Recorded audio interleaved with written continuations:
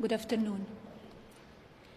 The lies linking me with the disgraceful Jeffrey Epstein need to end today. The individuals lying about me are devoid of ethical standards, humility, and respect.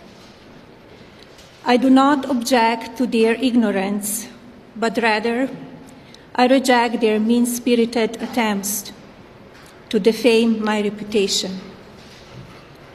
I never been friends with Epstein.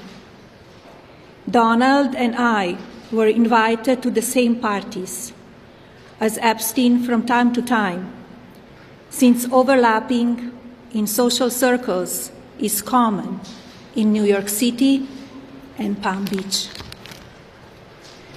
To be clear, I never had a relationship with Epstein or his accomplice, Maxwell.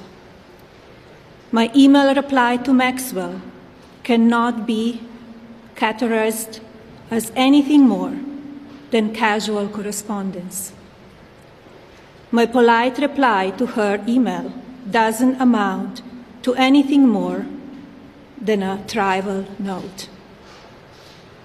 I am not Epstein's victim. Epstein did not introduce me to Donald Trump. I met my husband by chance at a New York City party in 1998. This initial encounter with my husband is documented in detail in my book, Melania. The first time I crossed paths with Epstein was in the year 2000 at an event Donald and I attended together. At the time, I had never met Epstein and had no knowledge of his criminal undertakings.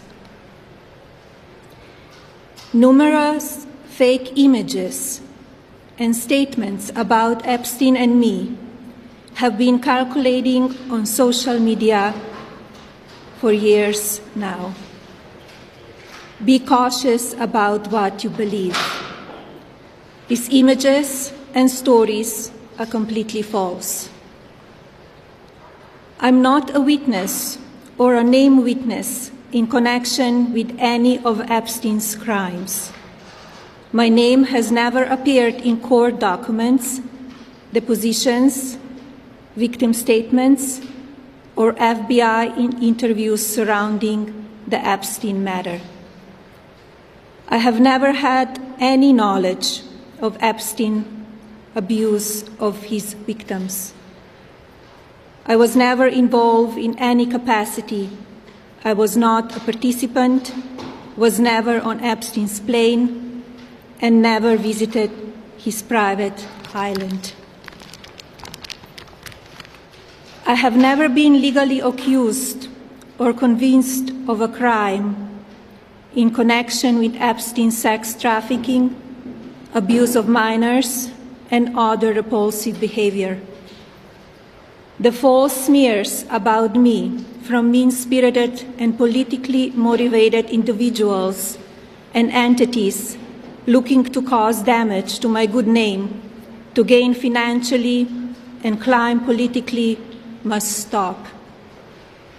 My attorneys and I have fought these unfounded and baseless lies with success and will continue to maintain my sound reputation without hesitation. To date, several individuals and companies have been legally obligated to publicly apologize and retract their lies about me, such as Daily Beast, James Carville, and HarperCollins, UK. Now is the time for Congress to act. Epstein was not alone. Several prominent male executives resigned from their powerful positions after this matter became widely politicized. Of course, this doesn't amount to guilt, but we still must work openly and transparently to uncover the truth. I call on Congress to provide the women who have been victimized by Epstein with a public hearing specifically centered around the survivors.